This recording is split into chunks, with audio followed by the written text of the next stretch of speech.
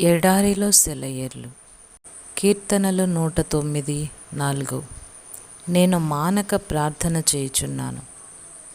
ఒక్కొక్కసారి మన ధ్యానాలు అలవాటుగా తొందరగా చేసుకుంటూ వెళ్ళిపోతూ ఉంటాం. ఆ సమయాన్ని చాలామంది నిమిషాల్లో ముగించేస్తుంటారు. ప్రఖ్యాతి చెందిన భక్తులు ఎవరైనా ఎప్పుడైనా ప్రార్థనలో ఎక్కువ సమయం గడపకుండా ఉన్నారని విన్నామా? తన గదిలో ఏకాంతంగా గడపలేని వ్యక్తి ఎవరైనా ప్రార్థనలో పవిత్రాత్మను పొందినట్టు ఎక్కడైనా చూసామా? జార్జ్ విట్ఫీల్డ్ అనే భక్తుడు రోజుల తరబడి, వారాల తరబడి నేల మీద సాష్టాంగపడి ప్రార్థనలో గడిపాను అన్నాడు.